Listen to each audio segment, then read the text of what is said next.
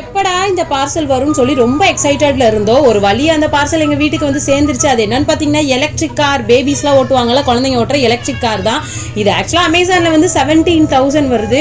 நாங்க ஆக்சுவலா அதில் வந்து செகண்ட்ஸ்ல தான் வாங்கியிருந்தோம். எங்க அம்மா தான் வாங்கி அனுப்பி விட்டுருந்தாங்க. எப்படா வரும்னு சொல்லி எக்ஸ்பெக்ட் பண்ணி ஒரு வழியா வந்து சேர்ந்துருச்சு. அந்த சவுண்ட் எஃபெக்ட்லாம் பார்க்குறப்ப பயங்கரமா இருந்துச்சு. நாங்கள் வீட்டுக்குள்ள கொண்டு போறதுக்கு முன்னாடி வாசல்லே வச்சு ஃபுல்லாத்தையும் பிரிச்சு போட்டுட்டு இது பண்ணிட்டு இருந்தோம். காலைல எந்திரிச்சோடனே எங்க வீட்டுக்காரர் தான் போட்டு நோண்டிட்டு இருந்தாரு. என்ன ரைட் லெஃப்ட் திரும்ப மாட்டுதே அப்படின்னு சொல்லிட்டு ஃபுல்லாத்தையும் அதை தான் செக் பண்ணிட்டு இருந்தாரு. செக் பண்ணி முடிச்சுட்டு இருந்தாலும் அதுக்கு ஏதோ சர்வீஸ் பண்ற வேலையெல்லாம் இருக்கு போல. சரி அப்புறம் பார்த்துக்கலாம் அப்படின்னு சொல்லி விட்டாச்சு. இது ஆக்சுவலாக ரதிமீனால வந்து 250 தான் சார்ஜ் பண்ணாங்க. ரொம்ப சேஃபாக கொண்டு வந்து சேர்த்துட்டாங்க.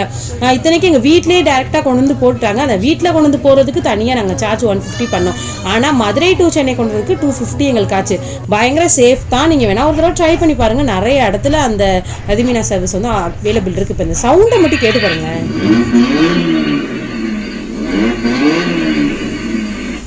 வேற லெவல்ல இருக்குல்ல. எங்களுக்கு அந்த சவுண்டை கேட்டு கேட்டு ஒரே ஹாப்பியாயிருச்சு. வீட்டுக்குள்ள அந்த சவுண்டு கேட்கறத பார்த்துட்டு பக்கத்துல இருக்க குட்டீஸ் பூரா ஓடி வந்து இதுல பார்த்துட்டு அவங்களும் ஒரே ஹாப்பி தான்.